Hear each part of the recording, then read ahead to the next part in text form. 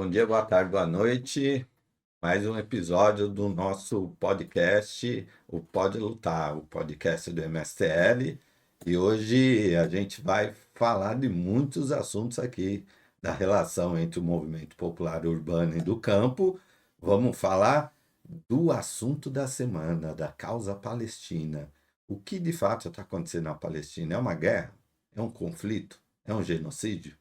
Hoje a gente vai falar sobre isso e já aproveito a deixa para passar para o nosso convidado de hoje, o Marcelo Buzetto, que vai se apresentar, vai falar um pouco dele e depois a gente já começa o bate-papo. Marcelo, seja bem-vindo à casa do MSTL, ao nosso estúdio do Pode Lutar. Um estúdio simples, mas a ideia é chamar os amigos na nossa casa para um bom bate-papo.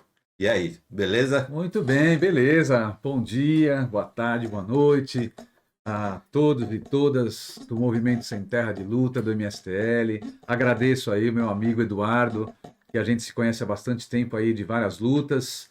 Eu sou Marcelo Buzetto, né? Eu sou militante do MST, do Movimento dos Trabalhadores Rurais Sem Terra, desde 1998, né? E também sou professor universitário, pesquisador, tenho me dedicado aí a estudar uma série de conflitos internacionais, estudei também a luta pela terra no Brasil, né?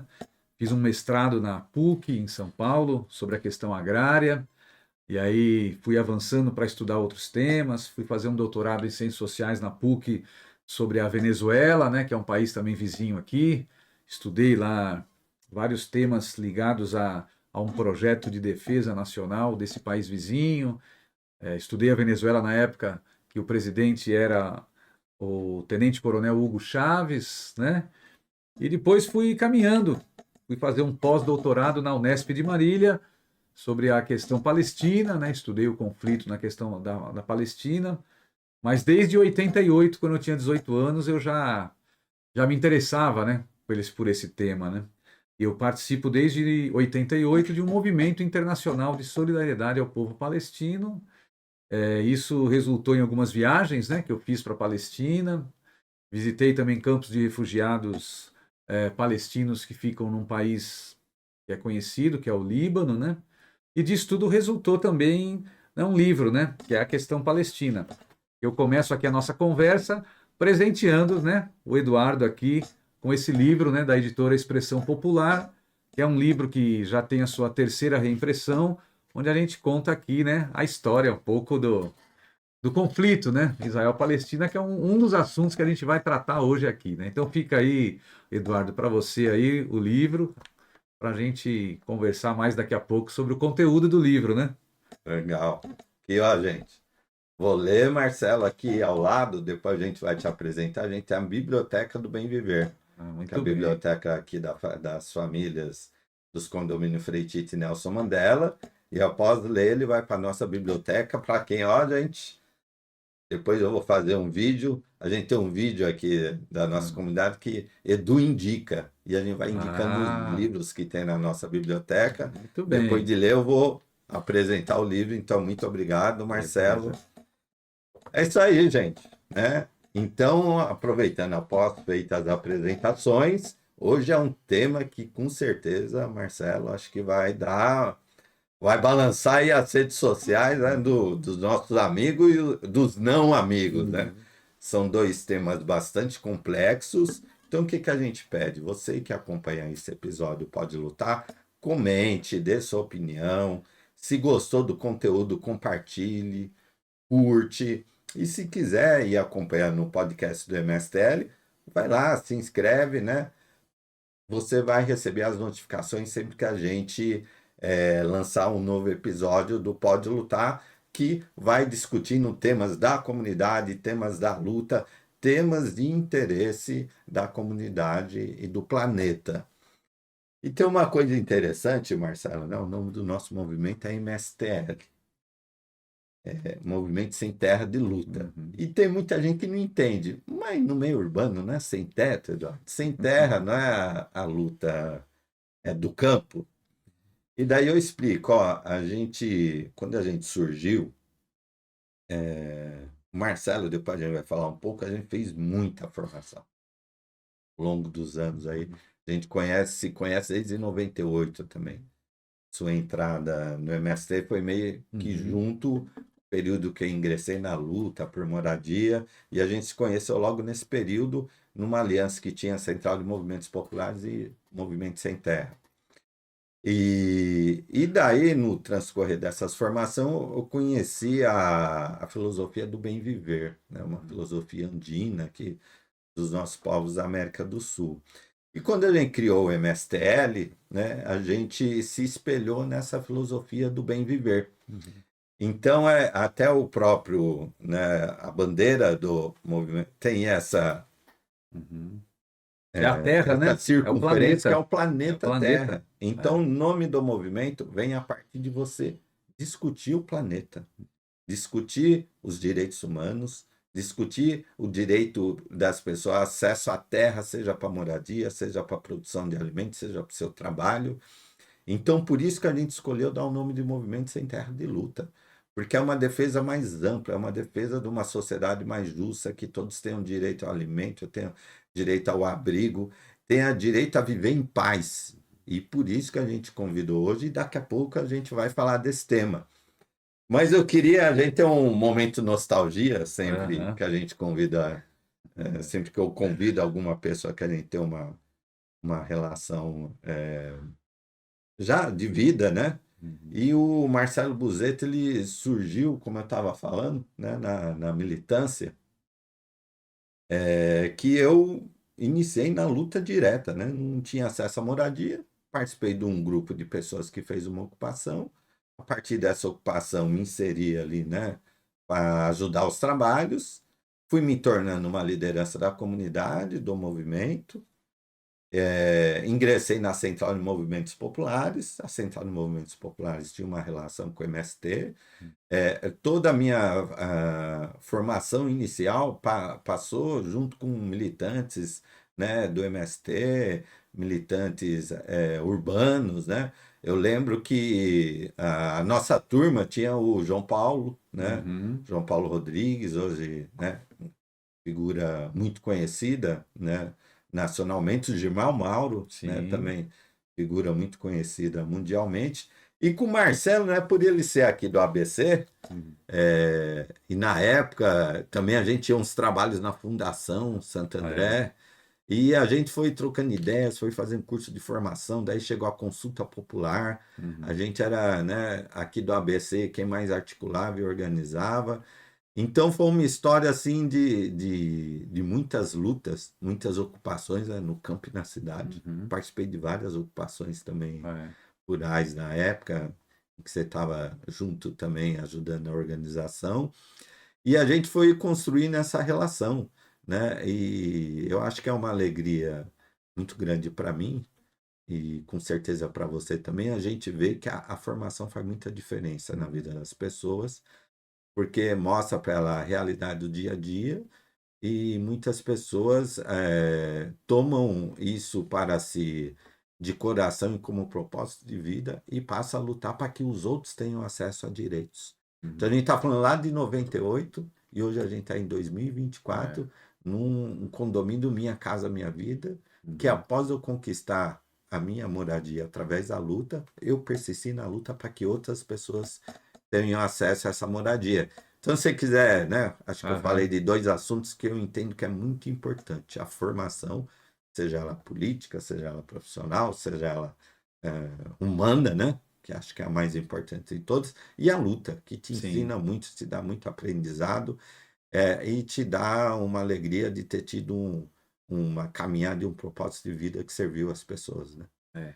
Não, porque eu acho que é esse o sentido da nossa vida, né, enquanto militante. O pessoal fica, às vezes, mas como é que vocês ficam nessa luta, enfrentam dificuldade, às vezes abandonam oportunidades de emprego, né, tal, e ficam se dedicando a essa militância, passam por tanta dificuldade e tal. Mas é isso, a gente aprendeu, a gente se formou, a gente veio de uma época, né, Eduardo, a gente acabou aprendendo com a luta de quem veio antes da gente, né?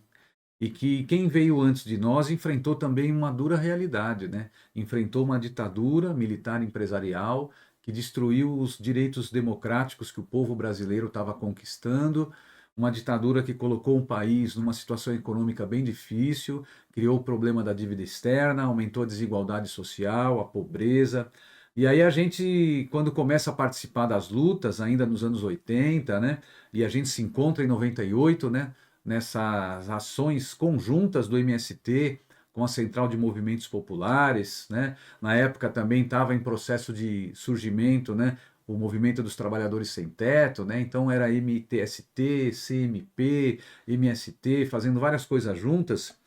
A gente acaba adotando uma perspectiva de lutar pela vida toda, né? Então, o reencontro com você aqui é uma coisa que nos traz muita alegria, porque tanto eu como você, a gente passou por várias dificuldades aí, né?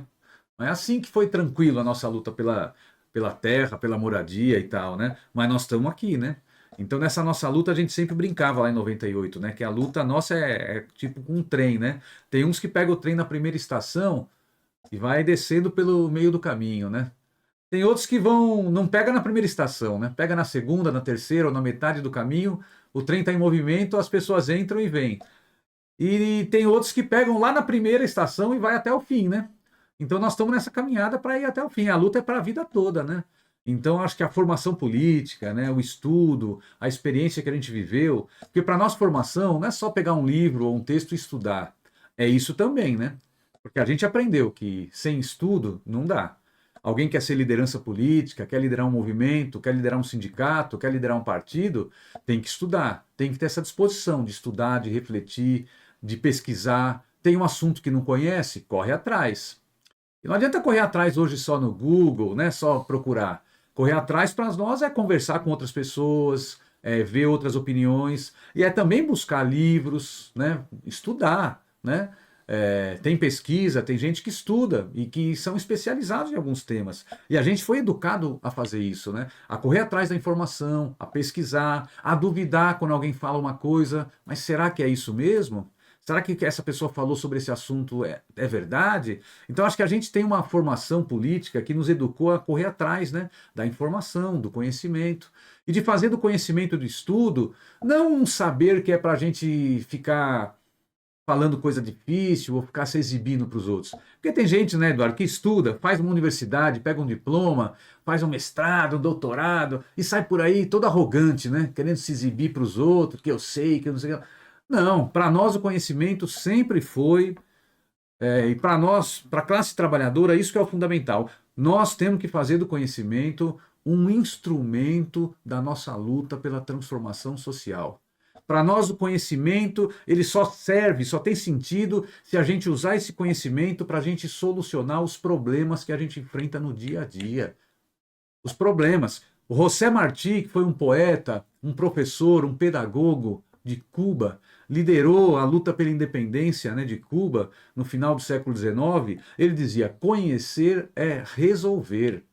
Então, para nós, o conhecimento sempre foi um instrumento para a gente encontrar a solução de um problema que a gente está enfrentando, seja a moradia, seja a luta pela terra. Então, a reforma agrária, a reforma urbana, né? Aqui nessa mesa aqui do MSTL hoje, está junto à luta pela reforma agrária e pela reforma urbana. Está junto aqui a luta pela terra e a luta pela moradia.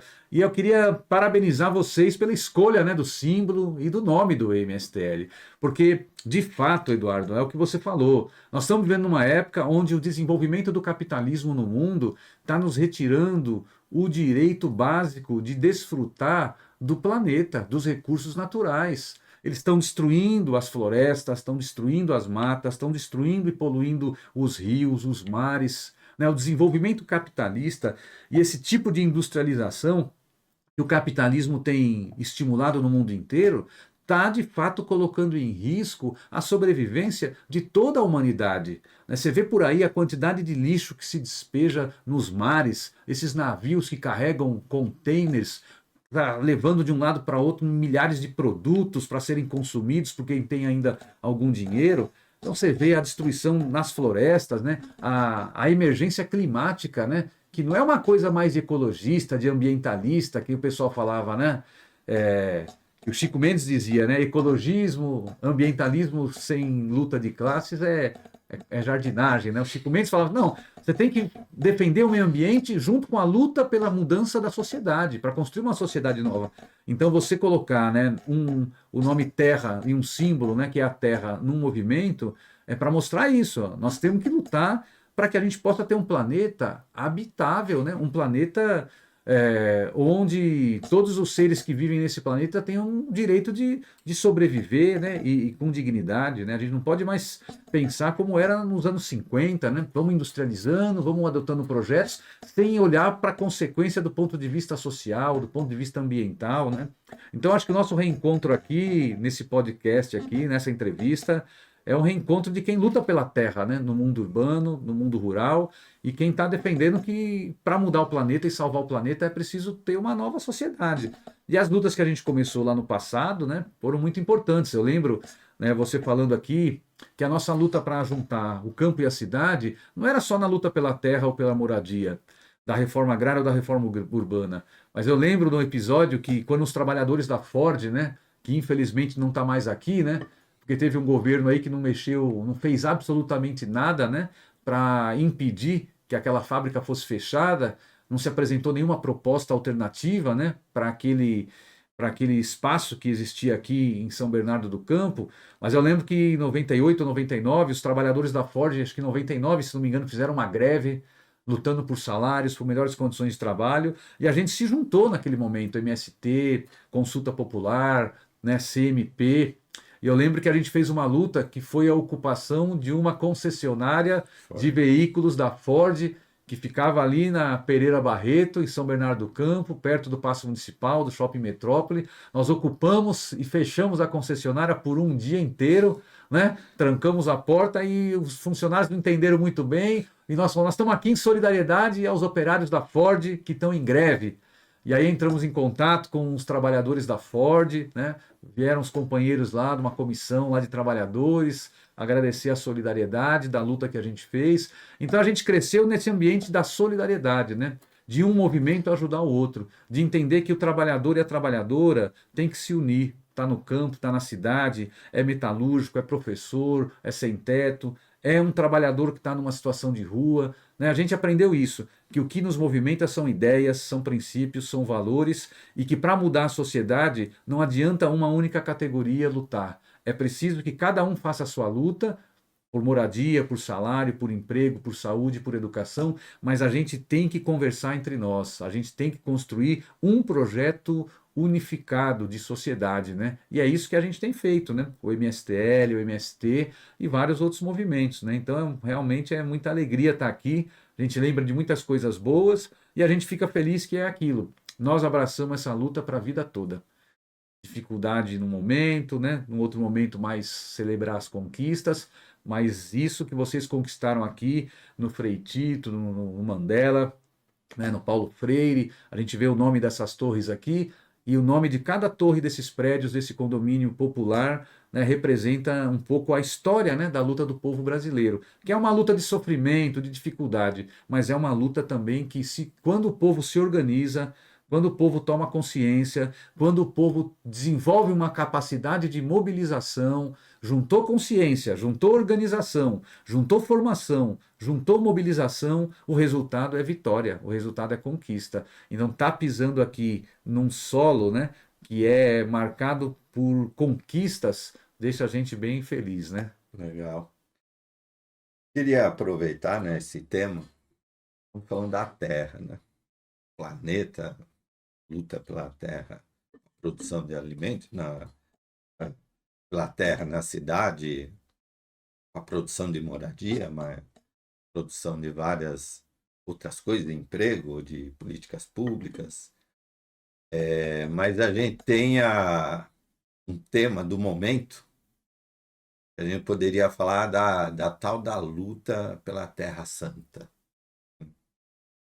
E esse eu quis aproveitar esse gancho, a gente está falando da terra, e falar desse tema da Terra Santa, para a gente entender um pouco, né, a importância das relações humanas e do respeito e da construção de uma sociedade em que todos os seres humanos tenham todo tipo de direito, até o direito de professar a sua fé mediante né, o que a sua tradição, o que a sua cultura, ou o que a vida lhe proporcionou. Eu acho que o Brasil é um exemplo, sempre foi, né? E acho que é importante que continue sendo, apesar de alguns momentos, principalmente recentemente, alguns conflitos, em que assim tem espaço para todas as religiões e a gente defende que todas sejam respeitadas, sejam elas quais forem, né? As cristãs, as de matriz africana, as árabes, né? Principalmente os muçulmanos, os judeus. E eu acho que tem muitas pessoas, e eu acho que até o nosso conhecimento maior aqui, eu acho que há uma confusão muito grande, e aí eu aproveito, eu sei que você já foi na Palestina, né, e tem uma igreja evangélica aqui no Brasil que usam os símbolos do judaísmo. Uhum. Mas grande parte das pessoas que vão nessas igrejas não sabem que o judaísmo não faz parte das igrejas cristãs. Em Israel, tem igrejas evangélicas? Tem outras igrejas? Então, uma primeira pergunta que eu queria te deixar. Uhum. Nós estava aqui, né, no making off, batendo um Aham. papo sobre a Palestina. Sim. O que é a Palestina? O que foi? O que é hoje? Né? Uhum. O que sempre o povo palestino lutou, né?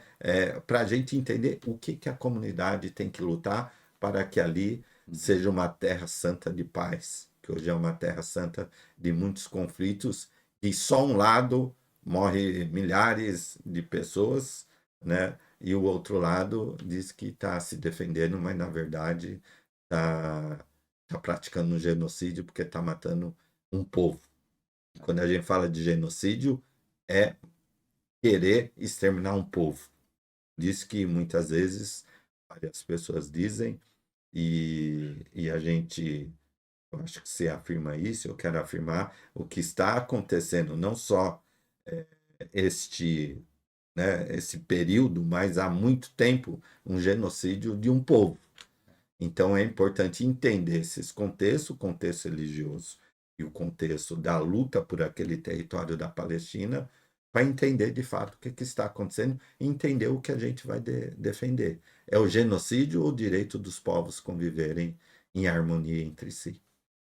É muito importante você tocar nesse tema, porque nesse exato momento em que nós estamos conversando aqui, o exército israelense, o exército colonialista de Israel, continua realizando operações militares em Gaza, continua prendendo, torturando e matando cidadãos palestinos, continua bombardeando e matando crianças, matando mulheres, matando idosos, atacando hospitais, atacando escolas, né?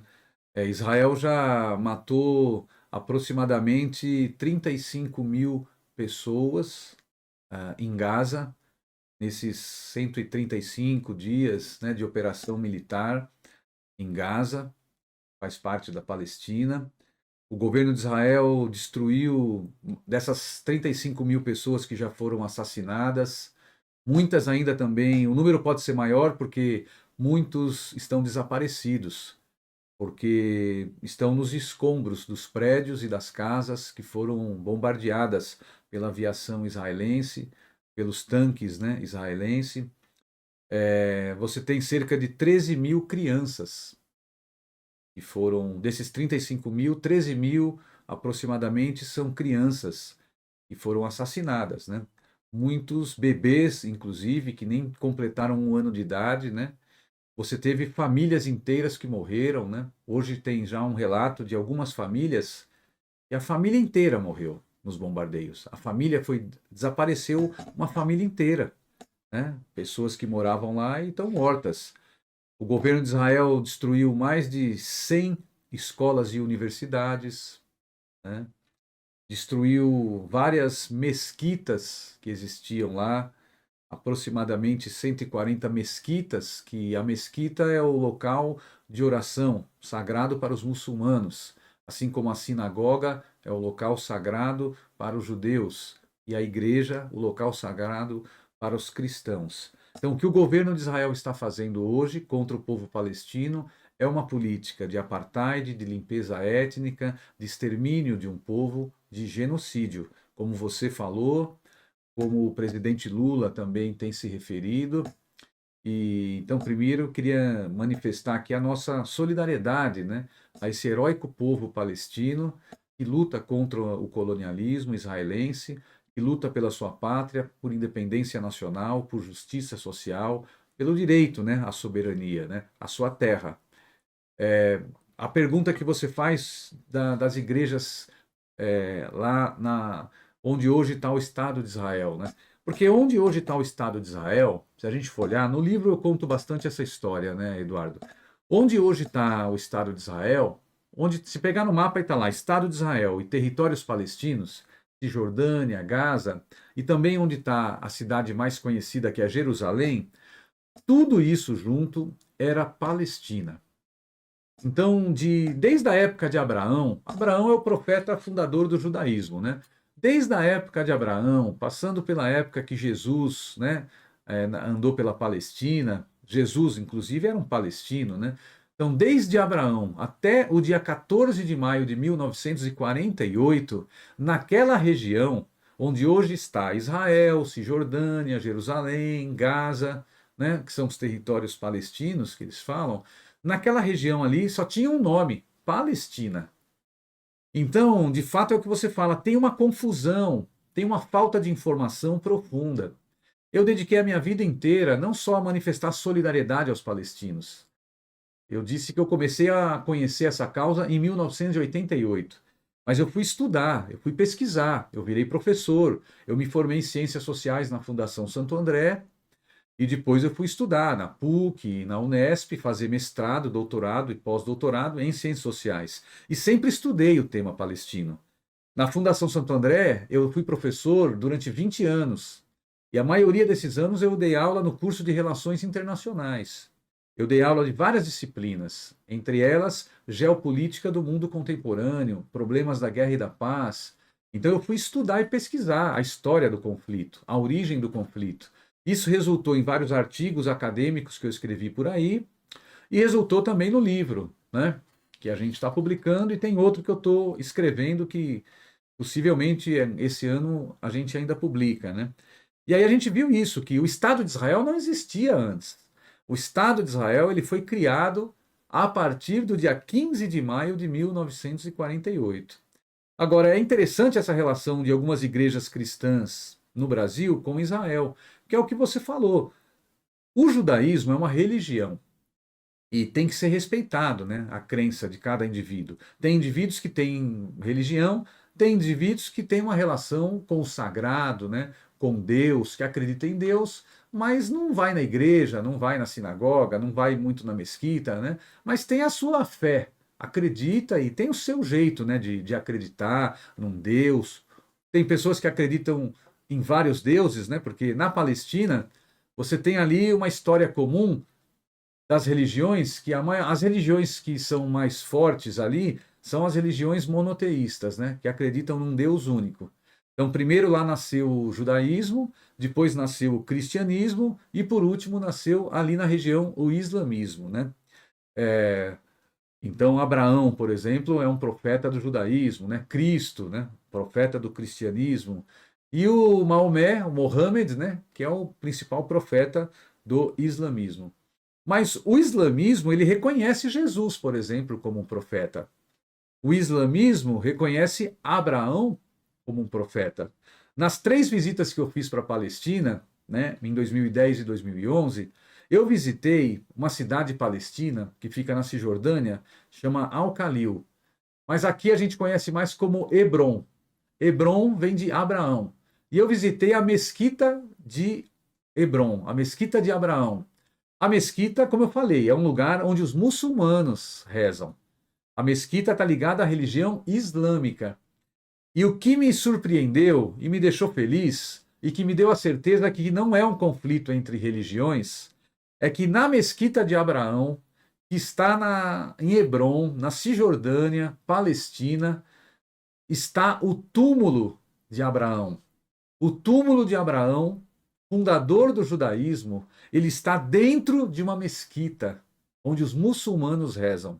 Por que, alguém pode falar? É porque quando teve uma expansão da religião islâmica naquela região, teve muita guerra e muito conflito entre tribos, entre grupos, né?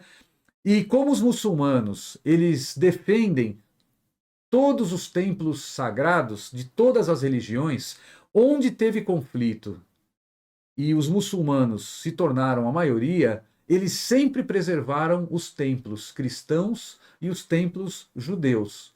Nunca houve ataque de muçulmanos contra igrejas. Veja, você falou do conflito que está acontecendo lá.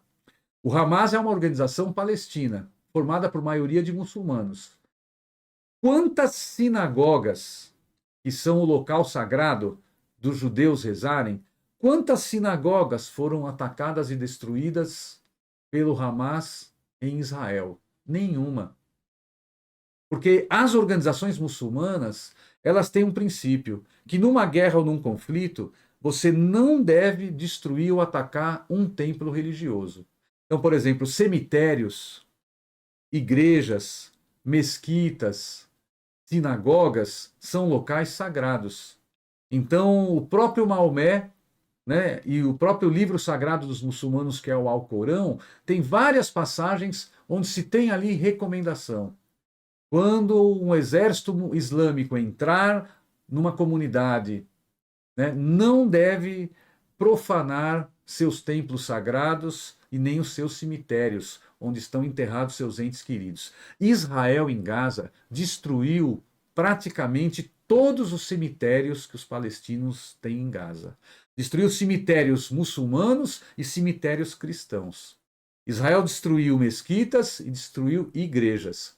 Mas os palestinos, ao resistir à ofensiva militar israelense, eles nunca atacaram ou explodiram nenhum local sagrado dos judeus, por exemplo. Então, quando eu vi ali, eu tenho foto do templo, do túmulo do Abraão e da sua esposa dentro de uma mesquita, eu tive a certeza que não é um conflito religioso. Igrejas evangélicas, neopentecostais, onde hoje está o chamado Estado de Israel, eu sinceramente não conheço. O que eu tomei conhecimento é que várias igrejas do Brasil, inclusive, que quiseram comprar terreno em Jerusalém para construir templos lá, foram proibidas. Então veja, o governo de Israel, ele nunca autorizou que uma igreja brasileira, tem igrejas como a Universal ou outras que têm uma relação de defesa, né, de Israel. Como você falou, usam símbolos judaicos. Mas é estranho isso para quem é cristão, porque a religião judaica não reconhece Jesus Cristo como um profeta. Os muçulmanos reconhecem Jesus, um profeta do Islã. Tem até um livro com esse nome. Jogar na internet, Jesus, um profeta do Islã, vai aparecer vários artigos onde tem sheiks e líderes religiosos muçulmanos elogiando, né, a presença de Jesus na Palestina e a contribuição que Jesus deu na terra durante o período que ele viveu na Palestina. Mas não tem nenhum livro, né, de Jesus, um profeta do judaísmo. Não tem. Então os judeus não reconhecem, o judaísmo não reconhece. E se você olhar para Jesus, Jesus nasceu na Palestina, Jesus era um palestino. E Yasser Arafat, que foi um dos fundadores da Organização para a Libertação da Palestina, dizia: Jesus Cristo foi o primeiro revolucionário a pisar na Palestina.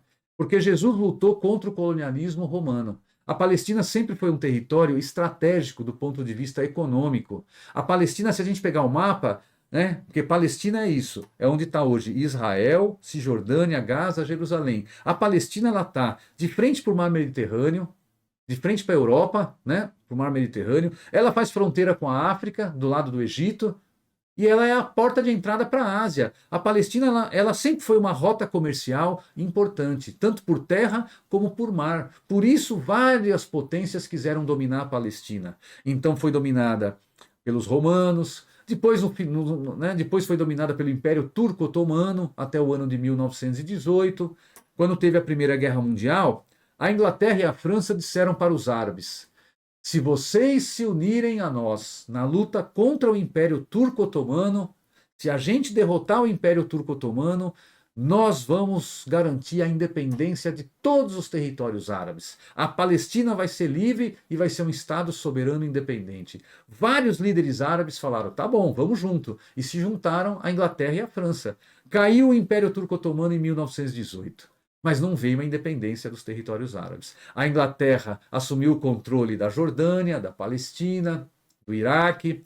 A França assumiu o controle do Líbano, da Síria, e os palestinos ficaram sem ter o seu Estado independente. Em 1918, os palestinos queriam um Estado onde judeus, cristãos e muçulmanos pudessem viver em paz e com direitos iguais. Os palestinos que estão lá, a gente fala Palestina, mas é interessante porque tem uma confusão. Palestino é o território, é a geografia, é a nacionalidade. Quem nascia na Palestina até 1948 era palestino. Ah, mas qual é a sua religião? Se a sua família fosse de judeus, a tendência era você ser judeu. Se a sua família fosse de cristãos, você seria cristão. Se a sua família fosse de muçulmano, você seria de muçulmano. Então tinha palestino cristão, palestino muçulmano, palestino judeu. Até hoje tem. Eu conheço palestinos que são cristãos. Tem cidades palestinas que a maioria são cristãos. Belém, tá a igreja da Natividade, onde tinha a manjedoura, que supostamente nasceu Jesus, foi construída uma igreja, Igreja da Natividade. Eu tive 2 vezes nessa Igreja da Natividade para conhecer. Né? Então tá lá, num lugar meio subterrâneo da igreja, o local onde seria a manjedoura, onde nasceu Jesus, em Belém. Belém é uma cidade palestina, que está na Cisjordânia, e a maioria da população é cristã, porque ao longo da história sofreu a influência do cristianismo, do verdadeiro cristianismo de Jesus. São palestinos e são cristãos. Então a maioria dos cristãos que vivem hoje naquele lugar onde tem o nome de Israel, a maioria dos cristãos hoje, eles se identificam como palestinos. Porque Israel é um Estado judeu. É um Estado onde a lei e a Constituição ela é feita para atender às necessidades de quem é judeu. Então, quem é muçulmano ou cristão dentro do chamado Estado de Israel são cidadãos de segunda categoria. Tem menos direitos. Tem menos direitos quando se trata da educação, tem menos direitos quando se trata da moradia, tem menos direitos quando se trata da saúde. É visível. Você vai num bairro de maioria de judeus, você vê a calçada, o asfalto da rua é de um jeito, a limpeza urbana é de outra, a forma como se recolhe o lixo é de outra, tudo limpinho. A iluminação à noite é muito melhor. Aí você vai num bairro onde moram muçulmanos ou num bairro onde moram cristãos, você vê que os serviços públicos são diferentes, né? Então Israel é um governo que usa a religião judaica para manipular o povo. Mas o governo de Israel não dá para ser confundido com o judaísmo. A religião judaica é uma coisa, o judaísmo é uma coisa, o Deixa eu governo de aproveitar e Israel é apertar outra. outra. Esse é um ponto legal para a gente ver, mas a imprensa dá pouco destaque, que não são todos os judeus que estão apoiando a ação de Israel hoje em Gaza. Muita gente acha que todo palestino, eles dão esse nome, é contra os judeus e todos os judeus é contra os palestinos. Né? E quando você aprofunda, você lê mais, entende melhor, primeiro você vê que não é bem isso. Seja no Estado de Israel, seja de judeus que estão pelo mundo afora. Essa é uma primeira coisa que eu queria te perguntar. A outra... Não, responde essa, depois eu pergunto a outra. É verdade. Tem vários judeus no mundo inteiro que estão denunciando os crimes de guerra e o genocídio praticado pelo governo israelense contra o povo palestino. Israel faz isso já há 75 anos. Então, existem vários judeus. Quem procurar na internet vai ver imagens de uma coalizão né, de um movimento nos Estados Unidos de judeus que são contra o Estado de Israel, contra o governo de Israel, que tem feito grandes manifestações populares em cidades dos Estados Unidos. Eles têm ocupado o Congresso, têm ocupado lá as câmaras estaduais, né, que aqui a gente chama de Assembleia Legislativa, onde estão os deputados. Eles estão indo no Congresso dos Estados Unidos, vão lá com faixas. Então, são judeus que dizem o seguinte: o governo de Israel não representa a nossa religião. Porque há uma coisa que precisamos entender: judaísmo é uma religião. Agora, o que orienta a ação militar e os crimes de Israel é uma ideologia racista que tem o nome de sionismo. Então, judaísmo é uma coisa, sionismo é outra. Quando surgiu o sionismo, Então, Marcelo? o sionismo ele é um movimento nacionalista judaico, um movimento político que nasce dentro da comunidade judaica no final do século XIX, né, quando alguns líderes da comunidade judaica começam a trabalhar com a ideia de que era preciso criar um Estado judeu. Um lar nacional para os judeus, eles chamavam. Porque no final do século XIX, para quem conhece a história, né, os judeus eram muito perseguidos na Europa Ocidental, na Europa Oriental, e eram perseguidos também na Rússia. Então, esses judeus perseguidos nesses governos, olha que interessante, né? Os governos que perseguiam os judeus, os membros dos governos que perseguiam os judeus eram governos cristãos, na Europa e na Rússia. E esses judeus tinham seus comércios atacados, eram agredidos, eram assassinados. E aí criou esse movimento de que era preciso criar um Estado judeu. Teve um intelectual chamado Theodor Herzl, que era austríaco, né? Ele escreveu um livro, O Estado Judeu, no ano de 1896. E nesse livro ele vai discutir a necessidade de um Estado judeu. Em 1897 é organizado o primeiro Congresso Sionista Mundial. Esse movimento tem esse nome de sionismo por causa de uma colina, de um monte em Jerusalém, que é o Monte Sion. Então, sionismo. Aí eles trabalharam com a ideia, eles começaram a difundir a seguinte ideia: o povo, a Palestina, é uma terra sem povo e os judeus são um povo sem terra. O que era uma fake news. O sionismo foi um dos primeiros movimentos políticos que lançou a tal da fake news. Era mentira. Tinha uma terra na Palestina com um povo. E a maioria do povo que habitava a Palestina no final do século XIX e início do século XX era um povo de religião muçulmana. Tinham cristãos e tinham judeus. E a Terra Santa é uma terra que devem conviver em paz e com direitos iguais: judeus, cristãos, muçulmanos, drusos, que é o tipo de um espiritismo oriental, que tem uma comunidade grande, né, na Palestina, e pessoas de outras religiões, né, e até pessoas sem religião. Acho que todo mundo que estava lá tem o direito, né, àquela terra. Mas o sionismo é esse movimento, que é criado em 1897. E eles estabelecem uma meta: em 50 anos, vamos colonizar a Palestina e transformar a Palestina no Estado judeu. Isso foi em 1897. Então eles disseram, em 1947, tem que ter um Estado judeu na Palestina. O sionismo nasce no final do século XIX, quando o neocolonialismo está em ascensão. As potências europeias estão ocupando a África, estão invadindo a África, estão dividindo a África entre si. Então, vários países africanos foram colônias da Europa. Então, países em 1894, 1895, teve a Conferência de Berlim. A Conferência de Berlim foi quando as potências europeias colocaram um mapa numa mesa e dividiram: isso é para nós e tal. Quando Portugal tomou, né, Angola, Moçambique, Cabo Verde, Guiné-Bissau, né? Então a Itália vai tomar a Líbia, né? A França vai consolidar a ocupação na Argélia. Então a África do Sul vai ser dividida entre os ingleses e os holandeses, né? Então havia uma expansão colonialista, neocolonialista da Europa, com seus exércitos tomando, invadindo as terras, matando e saqueando as riquezas do povo africano. Aí os sionistas falaram: vamos surfar nessa onda. E foram conversar com os líderes europeus. E aí surgiu uma ideia de primeiro fazer um Estado judeu em Uganda, na África. Mas aí os sionistas chegaram à ideia de que não, tem que ser na Palestina. Ah, porque a Palestina é onde nasceu o povo judeu. Então os sionistas começaram a trabalhar com a seguinte ideia: os judeus são o povo eleito por Deus para governar a Terra Santa. Essa foi a conversa. Ah, os judeus são o povo eleito, né? Bom, e é difícil, né? Não tem documento nenhum que mostre, né, que Deus entregou um certificado de propriedade para quem é judeu viver na Palestina.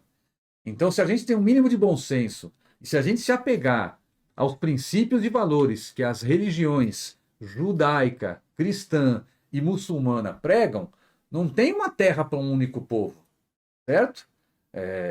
As pessoas, é uma contradição você defender isso, que o povo eleito por Deus foram os judeus. É porque quando os judeus surgiram, era a única religião que defendia a ideia de um Deus único que estava surgindo lá na Palestina. Era a religião dominante. Mas depois veio o cristianismo e depois veio o islamismo. Então, se a gente quer defender democracia, se a gente quer falar de democracia, de direitos iguais, de direitos humanos, de justiça social, nós não podemos acreditar nessa ideia de que um único povo tem exclusividade para viver num pedaço de terra. A gente tem que defender a liberdade, inclusive, de culto, a gente tem que defender a liberdade de religião, a gente tem que defender a coexistência pacífica entre pessoas de várias religiões e crenças.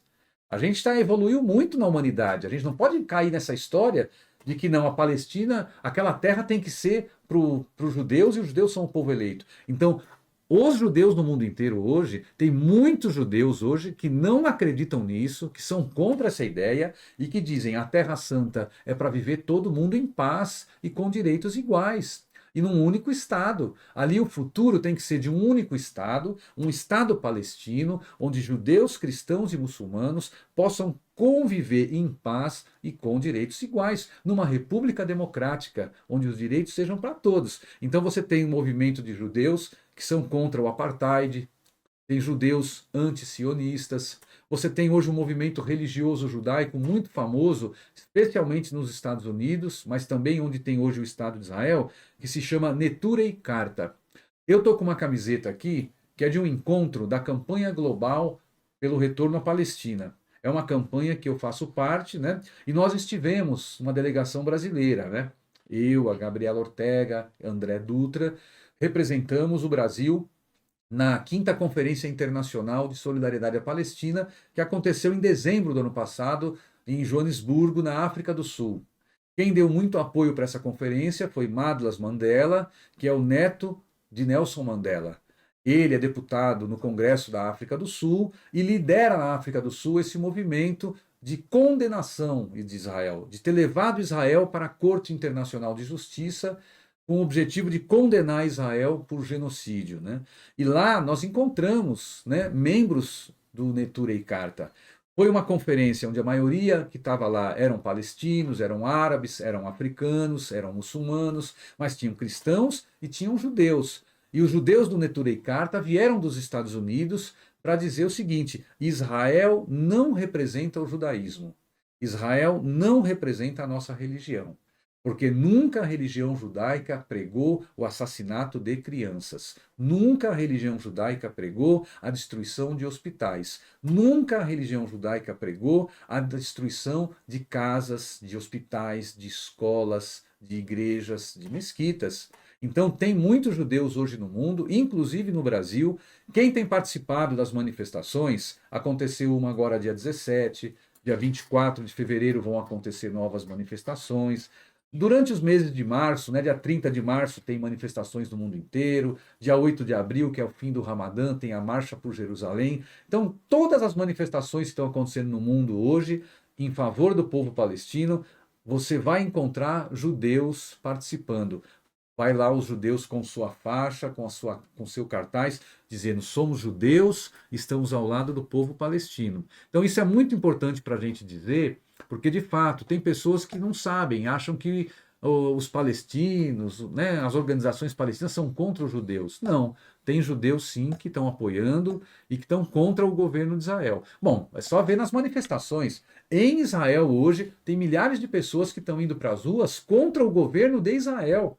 Não são só os palestinos. Tem cidadão israelense que está indo nas ruas hoje pedindo a prisão de Netanyahu, dizendo o seguinte: o governo do Netanyahu está levando Israel para uma situação de caos, para uma situação de isolamento internacional, e isso é muito perigoso para nós, inclusive o povo judeu. Então hoje você tem cidadãos judeus, cidadãos israelenses que estão querendo a saída desse governo, porque está dizendo, esse governo que está aqui do Netanyahu, ele representa ódio, vingança, violência.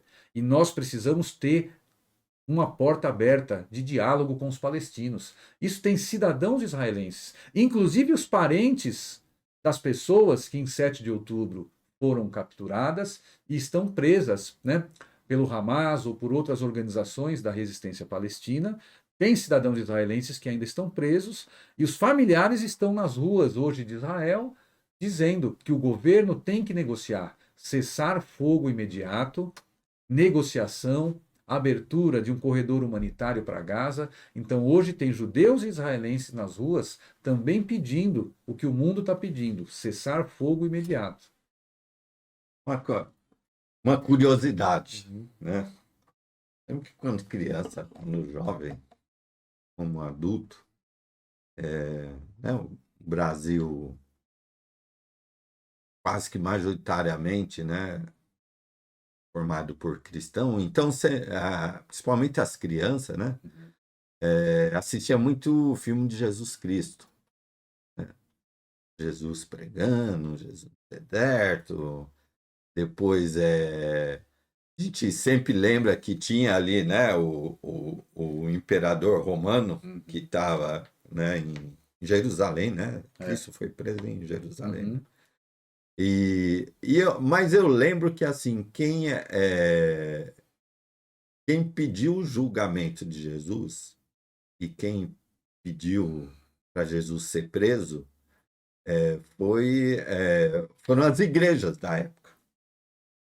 Eu lembro que até no filme retratava assim que o imperador romano assim, ó, eu quero estar bem com a igreja, que a igreja Por as lideranças judaicas do templo. Então, e eu lembro uma coisa que para mim sempre muito marcante, que eu não sei se as pessoas têm.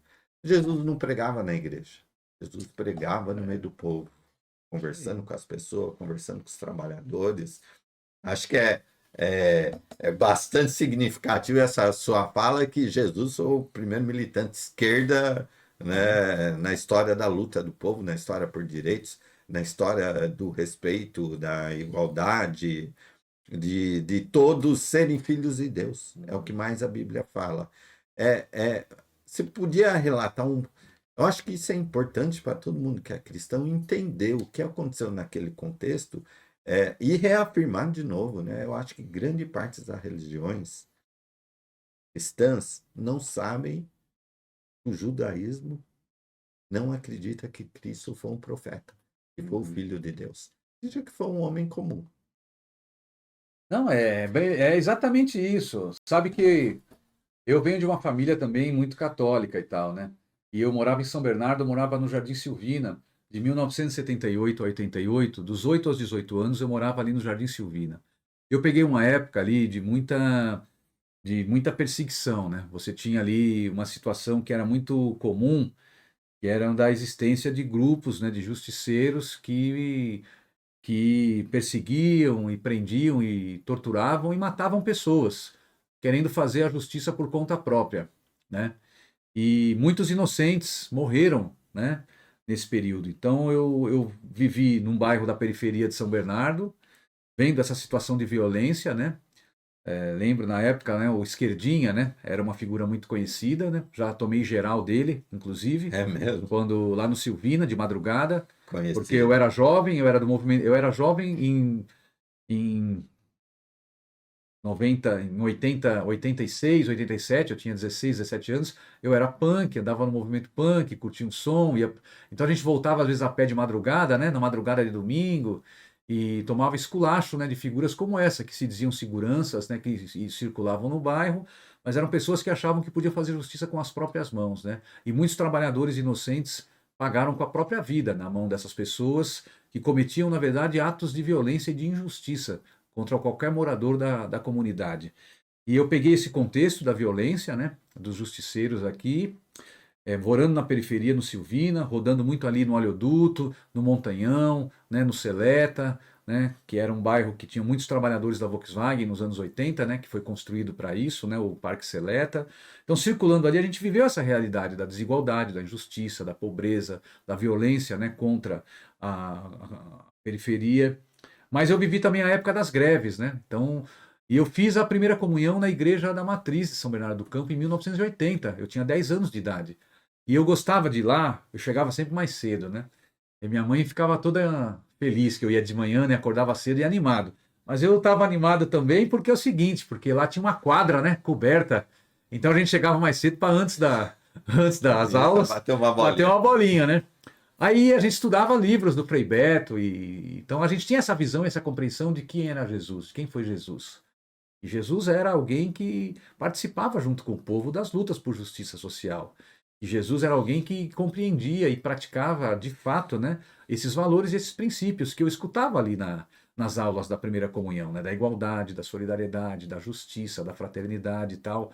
E a gente via muito isso, né? Que Jesus não tinha um templo, que Jesus conversava com o povo na rua, em qualquer lugar, no mercado, né, na beira de um rio, conversava com pescadores, conversava com a população pobre, que vivia, né, em Jerusalém, que vivia em Nazaré, que vivia em Belém, né? Ele circulava por lá, fazia suas pregações, né, em público, eram verdadeiras assembleias populares onde o povo parava para escutar algumas palavras, né, de Jesus. E aquilo foi entendido como uma ameaça, né, para o Império Romano, né, e para as lideranças também judaicas da época, que eram lideranças que falavam em nome de Deus, mas não representavam de fato, né, o que supostamente Deus teria dito, né? Porque eram lideranças que queriam poder e dinheiro. Jesus nunca teve o direito de dar uma palavra dentro do templo, né, em Jerusalém. Então é por isso que ele tem aquelas cenas que os filmes, né, na Páscoa, né, sempre Sim. passava o filme e a gente gostava de ver o Jesus, né, destruindo lá os mercadores do templo, as pessoas que foram se aproveitando da religião para vender suas coisinhas, né, tipo um shopping center da fé, né, que hoje a gente vê em tudo quanto é lugar isso e vê também lá em Jerusalém hoje. Mas eu lembro que quando eu morava quando eu aprendi, né, o catecismo, né, nas aulas lá na primeira comunhão, esse era o Jesus, né, que a gente via, né, que era um Jesus que tinha que tinha essa vontade de fazer justiça, né? Ah, uma coisa que eu esqueci que eu tava. Aí um dia eu estava lá, cheguei para minha aula de primeira comunhão e aí eu fiquei triste, fiquei bravo até, hein? Eu e meus amigos lá, porque eu vi a nossa quadra cheia de caixa de alimento, de verdura, saco de arroz, de feijão, não sei o quê. Era o Não quê? ia dar para Era o levar. fundo de greve do Sindicato dos Metalúrgicos do ABC. O sindicato acho que tinha sido ocupado pela polícia e transformaram a quadra da Igreja Matriz de São Bernardo do Campo no fundo de greve e estavam lá montando cestas básicas para depois serem distribuídas, né, para os metalúrgicos em greve. As famílias estavam indo de porta em porta nas casas dos bairros de São Bernardo, principalmente da periferia, pedir 1 quilo de arroz, 1 quilo de feijão, 1 quilo de café, 1 quilo de açúcar, para montar uma cesta básica para ajudar, né, os metalúrgicos. E eu fiquei bravo assim quando cheguei, porque não pude jogar bola. Mas aí o padre depois explicou, aí a gente saiu defendendo, eu voltei para casa, falei com a minha mãe, né? E aí naquela semana passaram esposas de metalúrgicos na minha casa e minha mãe já tinha separado lá, né? Um arroz, um sal, um café, um feijão. E aí eu fiquei contente. E aí eu vi o que que era aquilo que a gente estava estudando, né? Eu vi o que que era Jesus que o padre tanto falava, né? Eu me senti parte, né, desse movimento de comunhão, de solidariedade, de justiça. Que aí o padre falava, olha, isso é o que Jesus quer, né? Você partilhar aquilo que você tem com aqueles que não têm nada, né? Partilhar o que você tem de melhor na sua casa. Né? Você tem um arroz, tem um feijão, tem a comida que você vai dar para o seu filho, então você tem que partilhar isso. Né? Então, essa coisa dos metalúrgicos e tal, isso é o Jesus. Agora, de fato, os líderes do templo eram judeus, mas já naquela época tinham os falsos profetas, né? Então, hoje tem muita gente que usa da religião para tocar o coração do povo. E o povo nosso é um povo sofrido, né? Tem o desemprego, tem a fome, tem as doenças, muitas pessoas estão em depressão, muitas pessoas estão adoecendo por causa do trabalho, estão adoecendo porque as condições de moradia são péssimas, que moram em área de risco. estão adoecendo porque seus filhos estão, infelizmente, né, sendo dominados pela droga, pela bebida, por uma situação de crise. As pessoas estão muito doentes. Então a religião, ela sempre fez parte da cultura de um povo. E muita gente vai para uma igreja, vai para um templo ou vai para uma religião porque quer ter ali um momento de conforto, um momento de alívio, quer ter um momento de alegria, quer ter convivência com outras pessoas, quer ter um momento de festa, porque nos templos, nas igrejas tem música, tem festa, tem alegria, tem comunhão. Você não se sente sozinho, você se sente abraçado, você se sente acolhido. Então a gente não tem que criticar essa ida das pessoas. O problema é que muitos líderes religiosos hoje, eu diria que são esses falsos profetas. São os mesmos que prenderam Jesus, são os mesmos que condenaram Jesus, são os mesmos que chegaram para os romanos, para Pilatos e disseram: pode prender, pode torturar, pode matar. E são os mesmos que mobilizaram para, na hora de dizer quem vocês querem que eu liberte, colocar gente lá para dizer: libertem Barrabás, libertem Barrabás. Porque não é isso que os filmes mostram para nós? Não é isso que a história conta? Né? Que Sim. os líderes do templo, esses falsos profetas que se sentiam ameaçados por Jesus, eles mobilizaram pessoas, Povo. o povo, para ir lá e para dizer: libertem Barrabás. Os romanos disseram: nós vamos fazer um gesto aqui e vamos libertar um. E aí esses líderes disseram para pessoas que frequentavam o templo ir lá e pedir. Então, esses são os que estão hoje condenando os palestinos. Esses são os que fazem com que o povo hoje coloque a bandeira de Israel na sua casa ou na sua igreja. Então, eu acho que a bandeira de Israel hoje, ela representa, ela está manchada com o sangue do povo palestino. Ela está desrespeitando, inclusive, as tradições, as melhores tradições judaicas. Usar a bandeira de Israel, defender o Estado de Israel hoje, é defender o assassinato de crianças. Assassinato de crianças que já vinha sendo feito na época de Jesus. Então, os mesmos que assassinavam as crianças e matavam os bebês que nasciam na época de Jesus, sob a ameaça de que ali poderia nascer, naquela manjedoura, né, de uma família, né, um profeta que ameaçasse o Império Romano, são aqueles que hoje estão assassinando as crianças palestinas num ato de extrema covardia. Então, o que a gente tem a dizer é o seguinte: se você não conhece muito bem a história da Palestina, se você não simpatiza muito com a luta dos palestinos, a gente entende, mas não defenda o governo de Israel. Não seja usado, não seja manipulado. Não coloque a bandeira de Israel na sua igreja. Não coloque a bandeira de Israel na sua casa. Não seja enganado pelo governo de Israel. Porque é um governo que é contra os cristãos. Um governo que bota um exército para matar crianças não pode ter o apoio de ninguém que acredita em Deus, o que é uma religião. As guerras têm regras. Até nas guerras tem regras. Eu sou professor de política, de ciência política, dei aula no curso de Relações Internacionais. E a gente estuda conflitos e guerras. E até nas guerras tem regras. E uma das regras que precisam ser respeitadas numa guerra é nunca você atacar civis. É nunca você atacar civis. A casa de uma pessoa. Ah, mas tem um líder do Hamas que Israel detectou que morava no 8º andar daquele prédio. Aí Israel faz o quê? Manda um avião ou um helicóptero e dispara um míssil. E aquele prédio que tem 12 andares e o líder do Hamas mora no 8º, Israel bombardeia o prédio inteiro. Então, isso não é admissível numa guerra. Uma guerra tem regras. E o exército israelense tem se mostrado um exército derrotado. Israel tem perdido várias guerras. E quando eles enfrentam os seus inimigos face a face, eles perdem, eles correm. É um exército de covardes. Israel foi derrotado no Líbano em 2000, 25 de maio de 2000. Israel invadiu o Líbano em 82. Massacrou a população de campos de refugiados palestinos. Eu tive lá. Eu vi o túmulo das crianças palestinas que foram assassinadas entre 16 e 18 de setembro de 1982 nos campos de refugiados de Sabra e Shatila. Israel mata crianças há 75 anos, não é agora. Mas alguém tem que interromper esse massacre, esse genocídio. Então Israel faz isso. Eles não respeitam civis. E essa é uma regra da guerra. Você não pode matar civis numa guerra. Isso não é razoável. Se grupos armados ou exércitos vão se enfrentar, mas não pode colocar em risco a vida dos não combatentes. É um princípio do direito internacional humanitário. E outra coisa, se você encontrar combatentes e esses combatentes jogarem a arma no chão e se entregarem, você não pode matar essas pessoas. E quando a pessoa joga uma arma no chão e levanta a mão, Se render. você tem pelo direito internacional. São as regras que tem. O mundo tem que ter regras. A sociedade tem que ter algumas regras de convivência mínima entre as pessoas. E é uma regra, você tem que prender. Você prende aquela pessoa e não mata. Israel tem torturado e matado palestinos que têm se entregado. O governo de Israel colocou soldados para se disfarçarem de enfermeiros e médicos, invadiram um hospital palestino e mataram combatentes do Hamas que estavam lá hospitalizados. E isso não é algo do ponto de vista humano para você fazer. Uma pessoa que está ferida, está num hospital, não pode um soldado invadir um hospital e matar alguém.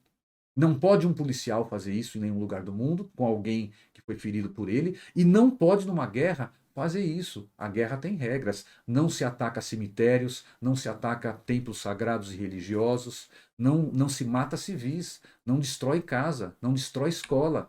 Então, essas são as regras. Mas Israel não respeita. É por isso que o presidente Lula, na minha avaliação, está bem correto.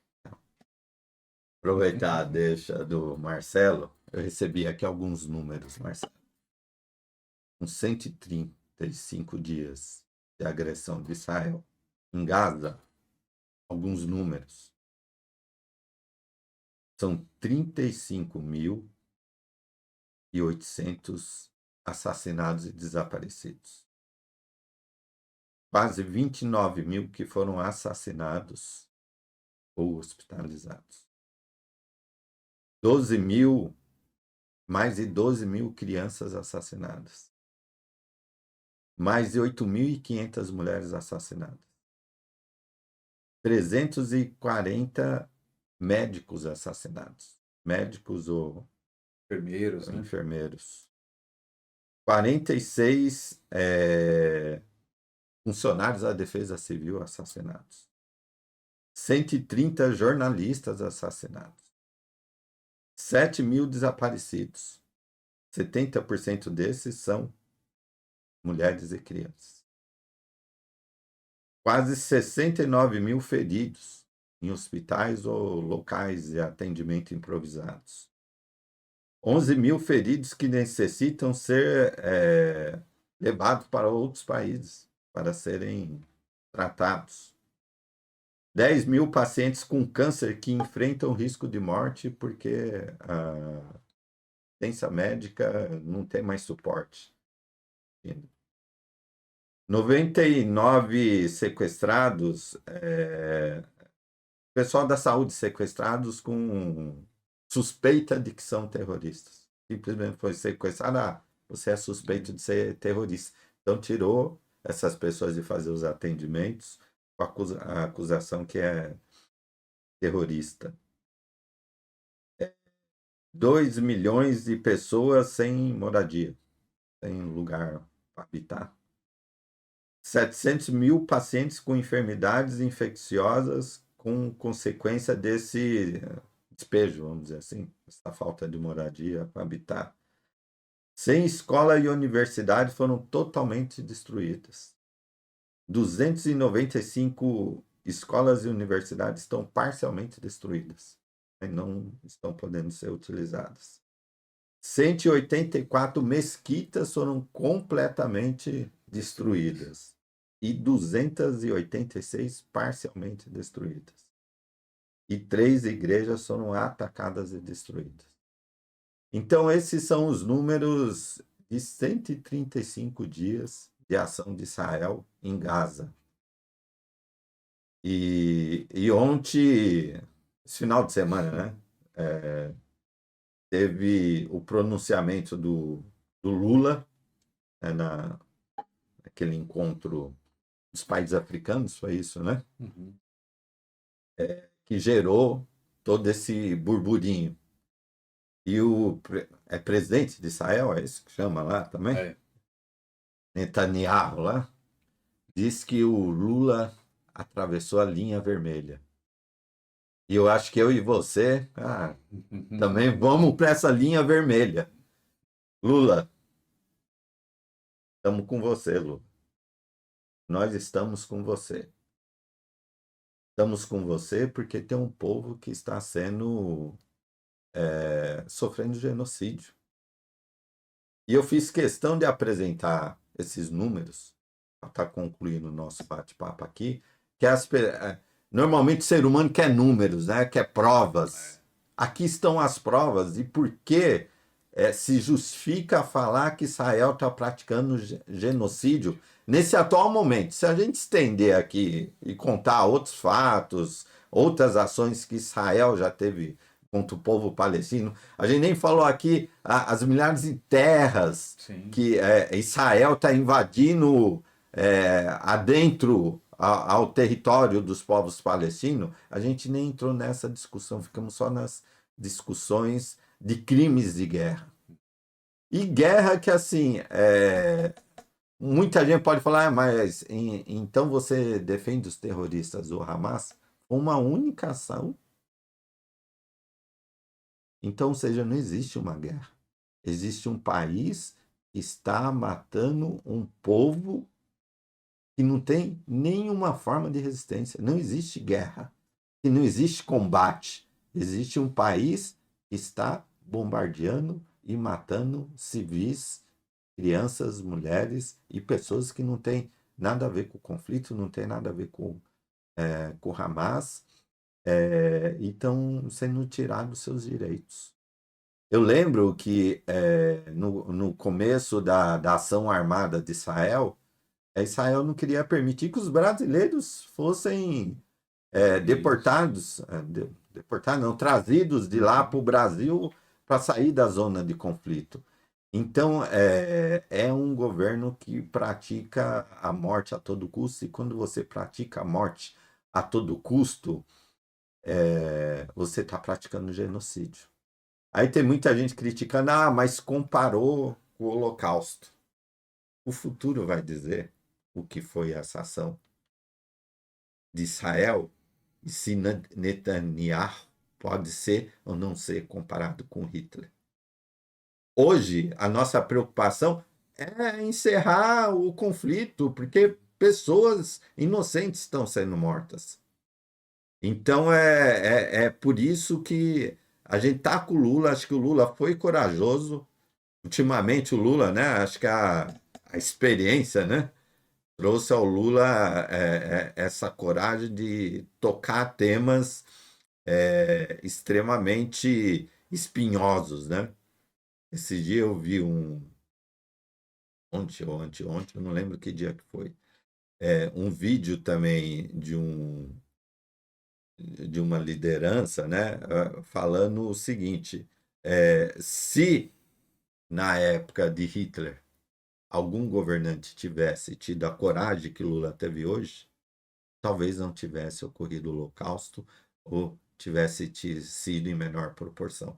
Então, Lula foi extremamente corajoso e é por isso que nós temos que dizer que nós estamos com Lula, esclarecer que não se trata de uma guerra religiosa, se trata de uma guerra de ocupação de um território e de extermínio de um povo, do genocídio de um povo, e por isso que a fala do Lula tem que ser muito dura, porque isso fez com que várias indagações fossem abertas, né? Essa semana, né, eu acompanhei a participação do ministro das Relações Institucionais, Alexandre Padilha, no Roda Viva, da TV Cultura. E ele repetiu por várias vezes. Após a fala do Lula, os Estados Unidos tomou uma posição histórica de que vai levar para o Conselho de Segurança da ONU, que tem que ter um momento de trégua para que as pessoas que estão feridas na Palestina sejam atendidas, e um cessar-fogo é extremamente imediato, é importante, porque a gente não pode mais conviver com a situação que está acontecendo na Palestina. E você está com o Lula na linha vermelha? Vem com a gente essa linha vermelha? Não, com certeza. Acho que o presidente Lula marcou um golaço na defesa dos direitos humanos e na defesa do direito internacional humanitário, né? Ontem eu estava dando uma entrevista na Rádio Brasil Atual falando sobre esse tema. É possível fazer comparações? Israel está fazendo hoje com o povo de Gaza o que os nazistas fizeram com os judeus? Eu diria que é sim. Eu estudo história, pesquiso esse tema há vários anos, dediquei minha vida desde 1988 a tentar compreender a origem desse conflito. E eu digo com tranquilidade que é sim, por vários motivos, mas vou dar um exemplo simples para todo mundo entender. Quando os nazistas, por exemplo, na Polônia, invadiram a Polônia, que foi o primeiro país que Hitler invadiu, e quando invadiu a Polônia, foi um movimento dos nazistas em direção ao leste, porque eles indicavam que invadiriam a Polônia para ir na direção da União Soviética. Aí a Inglaterra, a França e os Estados Unidos não fizeram nada, porque falaram, não, o Hitler vai atacar os soviéticos, vai atacar os comunistas. Então deixa o Hitler lá. E a União Soviética propôs, quando Hitler invadiu a Polônia, a União Soviética propôs para a Liga das Nações que era necessário construir uma coalizão mundial contra o nazifascismo. A União Soviética alertou. Hoje eles estão vindo para o leste, mas depois eles vão para o oeste. Então, depois de invadir a Polônia e consolidar o domínio da Polônia, Hitler invadiu a França e tomou a França sem disparar muitas balas, porque o governo da França capitulou e entregou o país para os nazistas. Tem aquela foto histórica do Hitler com os nazistas em frente à Torre Eiffel. E foi uma vergonha para o povo francês aquilo.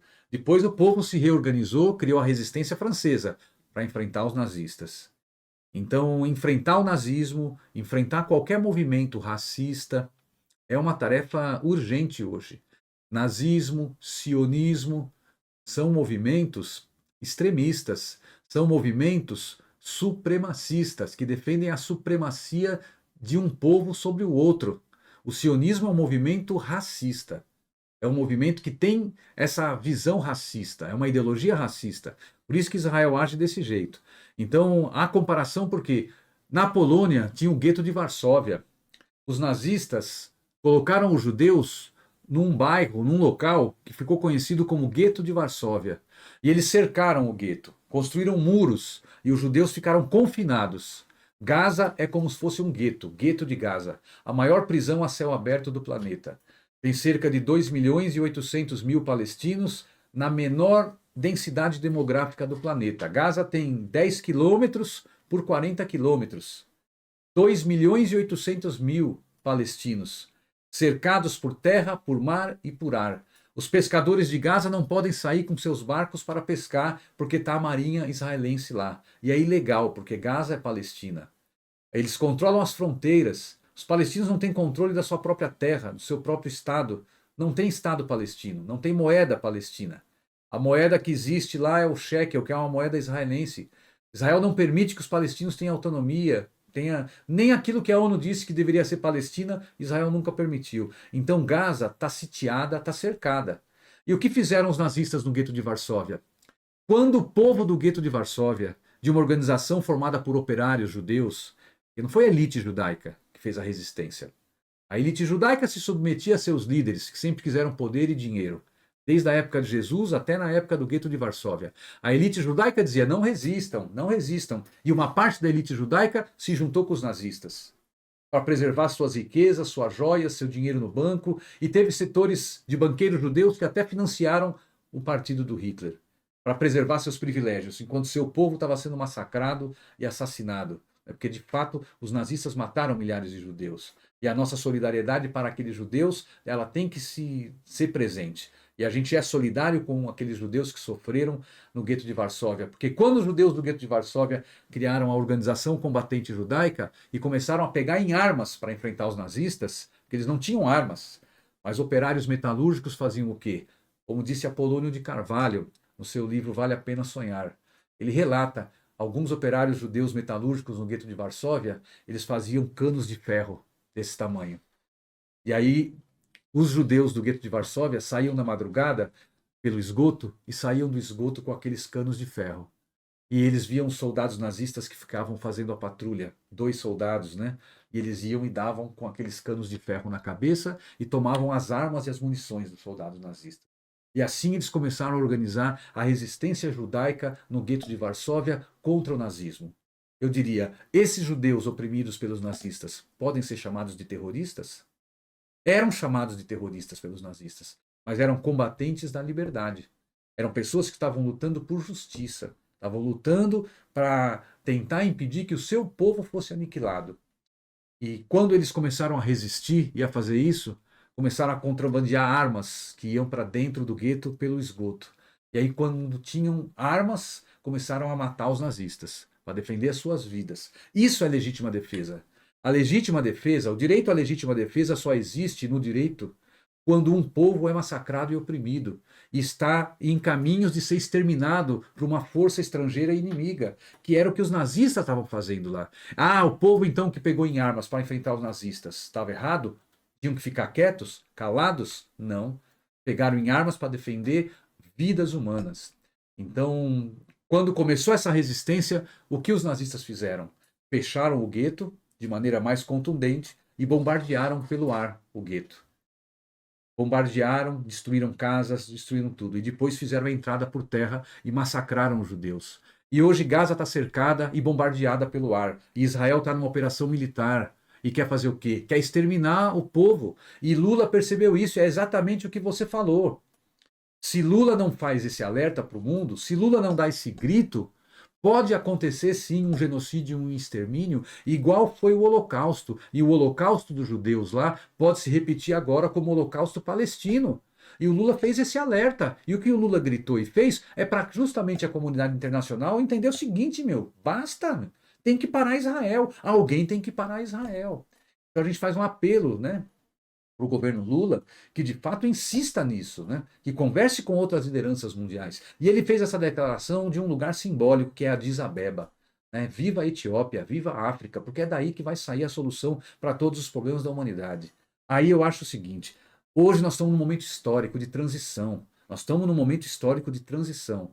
Declínio da hegemonia estadunidense no mundo e ascensão de novas forças e novas potências. O Sul global tem que ter mais protagonismo. Os países do Sul global, do hemisfério Sul, têm que ter mais unidade. Aqui eu só acredito numa solução para que o mundo não tenha mais guerras como essa, mais genocídios como esse. Para que o planeta sobreviva, tem que ter uma aliança entre América Latina, África e Ásia. É dessa aliança, é dessa união asiática, africana e latino-americana que vão surgir as soluções para a gente ter um mundo melhor. Um mundo de paz, de justiça, de cooperação e de solidariedade entre os povos. Então eu só acho que a gente não pode alimentar ilusões com os Estados Unidos ou com a União Europeia. Eles já tiveram a chance deles e eles fracassaram.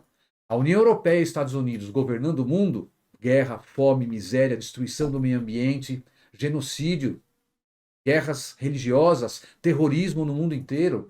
Isso é a influência estadunidense e europeia. Acabou. Agora é a hora dos povos da África, Ásia e América Latina se unirem numa estratégia política que no passado foi chamada de tricontinental. Ásia, África e América Latina têm que se fortalecer. E eu acho que o governo Lula precisa, sim, fortalecer essa aliança com a África. E Addis Abeba é uma cidade muito simbólica do ponto de vista da história do povo de todos os países africanos. Addis Abeba é a sede da União Africana. E a União Africana foi um esforço coletivo de povos da África que estavam escravizados e deram a sua vida para lutar contra o colonialismo. E o que Palestina faz hoje é uma luta anticolonialista. Ali não é uma guerra religiosa, é um conflito colonial. A Palestina foi colonizada a vida toda. Colonizada pelo Império Turco-Otomano até 1918, de 1918 a 48 colonizada pela Inglaterra e de 48 até hoje colonizada por Israel, que toma as terras do povo palestino. É uma luta anticolonial. Lula estava em Addis Abeba e ali é a capital da luta anticolonialista. Os povos da África se rebelaram e lutaram contra o colonialismo como? Com armas nas mãos. Aí eu vejo pessoas hoje falando, mas os caras, os Hamas, os palestinos estão pegando em armas. Como é que você luta contra o colonialismo? Várias formas, com poesia, com educação, com cultura, produzindo comida, com camponeses se organizando, com mulheres, com estudantes, com sindicatos, com partidos políticos. Mas contra o colonialismo, a história mostra, é preciso desenvolver diferentes formas de luta. E se for necessário, inclusive essa, é uma forma justa e legítima. As Nações Unidas têm resoluções que dizem, é direito dos povos lutar por todos os meios para assegurar a sua independência nacional e a sua soberania. Então, o que o Lula fez foi fundamental e simbólico, né?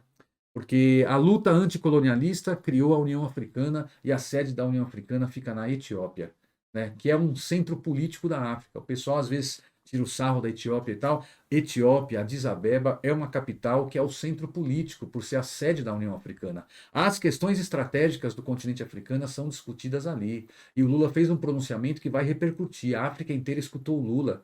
E o Madras Mandela da África do Sul agora não está sozinho. Agora a África do Sul tem o apoio do Brasil. E o Brasil tem uma influência forte na África. E a África agora tem mais chance de se unir contra Israel e a favor dos palestinos. E para concluir isso, eu acho que o Lula precisa insistir num tema que a gente faz um apelo ao presidente Lula, que a gente sabe da vontade dele de construir um Estado palestino. E ele deu a saída. Ele falou assim: tem que agora construir um Estado palestino. E a ONU tem que reconhecer agora o Estado da Palestina como Estado membro com plenos direitos na ONU. Porque em 2012 a ONU transformou a delegação palestina na ONU em Estado palestino de número 194, mas como observador. Agora Lula está dizendo, tem que dar um passo adiante. Os palestinos não podem ser mais só um Estado palestino, Estado da Palestina observador. Agora o Estado da Palestina tem que ser membro com plenos direitos da ONU. Então é essa a reivindicação do Lula. Por quê? Porque se a Palestina for transformada em Estado membro com plenos direitos, vai se aplicar contra Israel a Carta das Nações Unidas. Porque a Carta das Nações Unidas diz, se um Estado membro pleno for atacado por uma outra nação, a ONU pode formar uma coalizão e mandar para lá forças da ONU para proteger o povo.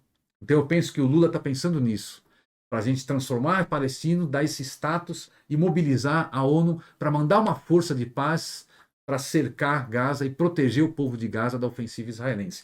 Mas eu acho que o caminho melhor talvez não seja alimentar essas ilusões com a ONU, que demora muito e às vezes aprova belas e boas resoluções, mas elas não são efetivadas e Israel nunca respeitou a ONU.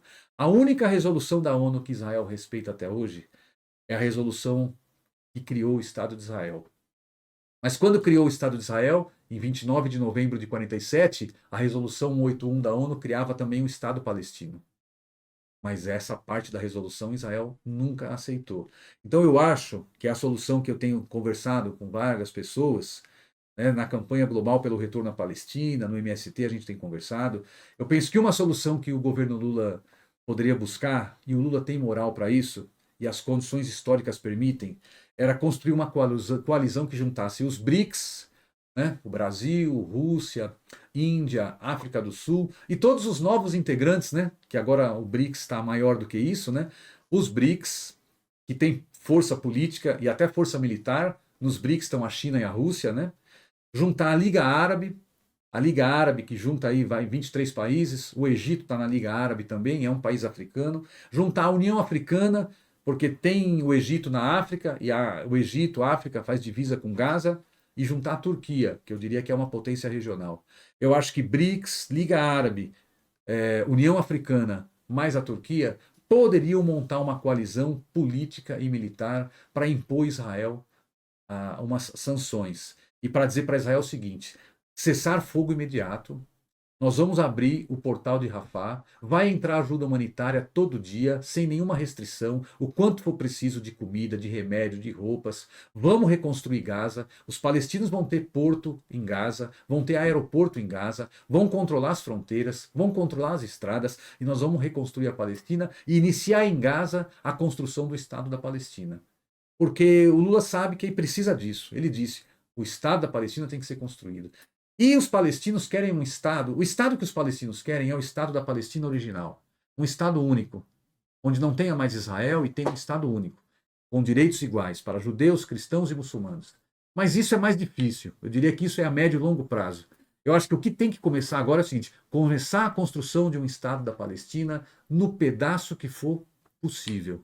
E se for possível iniciar a construção de um Estado da Palestina por Gaza, e de aí foi juntando Jerusalém Oriental como sua capital e a Cisjordânia, que são 20% só do território original da Palestina.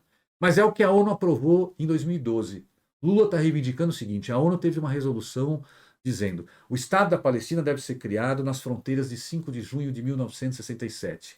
Cisjordânia, Gaza e Jerusalém Oriental como sua capital. Eu penso que se os palestinos começarem a construir um Estado nesse pedaço, vão acumular força vão desenvolver, vão gerar renda e vão ter um potencial, porque no litoral de Gaza tem petróleo, no litoral de Gaza tem gás.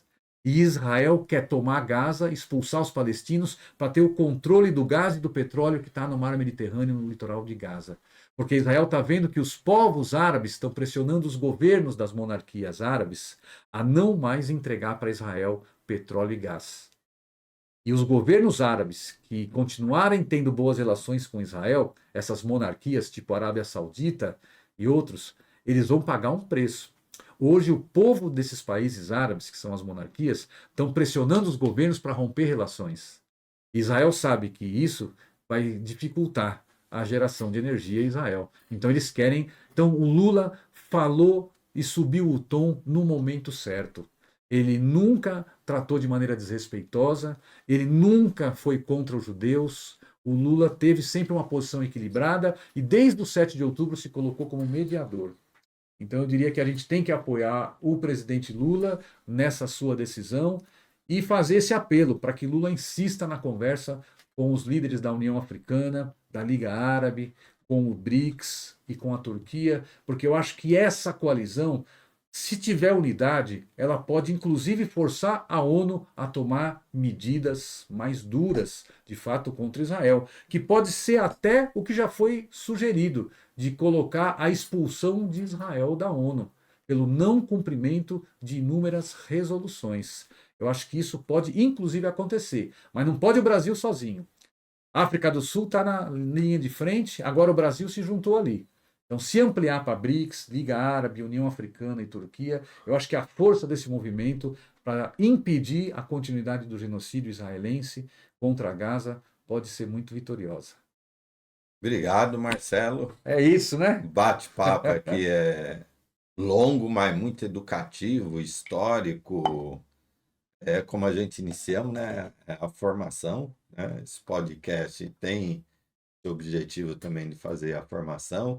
Queria te agradecer como amigo de longa data, parceiro das lutas do urbano e do rural, da produção de alimentos e da produção de moradias e políticas públicas nas cidades. Professor, né? Nós vamos ter um ciclo de formação, vamos te convidar também para ajudar aqui a gente a ir formando também a nossa militância aqui do MSTL. Agradecer muito e não poderíamos terminar de outra maneira. Lula, estamos com você. Se você gostou do nosso podcast hoje, curte, compartilha, comente. Esse acho que vai pegar fogo, hein, Marcelo? Esse Vai ter vai muito bombar. comentário. Mas vamos ouvir as pessoas, vamos dialogar com as pessoas, vamos argumentar com as pessoas. Se você quer acompanhar o podcast do MSTL, o Pode Lotar, ativa lá o sininho, sempre que tiver um novo episódio, você vai ser notificado e vem você para a luta também. Lula, estamos contigo. É nós. Vamos para a luta, na luta popular, construindo o bem viver. Vem com a gente.